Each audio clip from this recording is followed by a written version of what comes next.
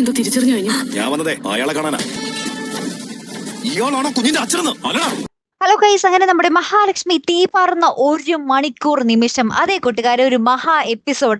അതും നമ്മുടെ ഉണ്ണി അനന്തുവിന്റെ വീട്ടിൽ വന്ന കണ്ണനെയും മഹാലക്ഷ്മിയും കയ്യോടെ പൊക്കുന്ന ഒരു കിടിലൻ രംഗങ്ങൾ തന്നെ കൂട്ടുകാരെ. ഒരു രക്ഷയില്ലാട്ടോ. വിഷുവിന്റെ അന്ന് പൊളിച്ചടക്കുമെന്ന് നമ്മുടെ ഉണ്ണി പറഞ്ഞത് അതേപടി തന്നെ സംഭവിക്കുകയാണ്.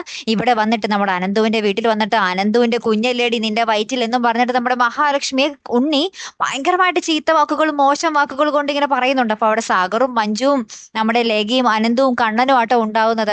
അങ്ങനെ തന്നെ ഈ വാക്കുകളുടെ മൂർച്ച കൂടുമ്പോൾ നമ്മുടെ കണ്ണൻ തന്നെ ഉണ്ണിയുടെ അടുത്ത് പറയുകയാണ്, അവന്റെ കുഞ്ഞല്ല എന്റെ കുഞ്ഞാണ് അവളുടെ വയറ്റിൽ എന്നുള്ളത്.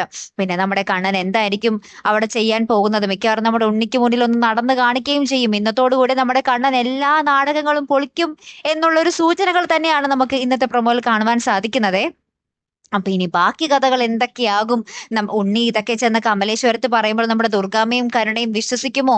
അതാണ് അടുത്ത ചോദ്യം. ഇനി ശത്രുക്കൾ എല്ലാവരും അറിയാൻ പോകുന്നതേ ഉള്ളൂ. അപ്പൊ എന്തായാലും ഇവർക്ക് നേരെയുള്ള ആ ഒരു ശ്രമങ്ങൾ, അതായത് ഇവരെ തീർക്കാനുള്ള ശ്രമങ്ങൾ ഇനി കൂടിക്കൊണ്ടുമിരിക്കും. അപ്പൊ ഇനി ഭയങ്കരമായുള്ള രംഗങ്ങളാട്ടോ നമ്മുടെ മഹാലക്ഷ്മിയിൽ വരാൻ പോകുന്നത്. കാത്തിരിക്കാട്ടോ. അപ്പൊ അടുത്തൊരു വീഡിയോയുമായി വരുന്നത് വരയ്ക്കും ഗുഡ് ബൈ.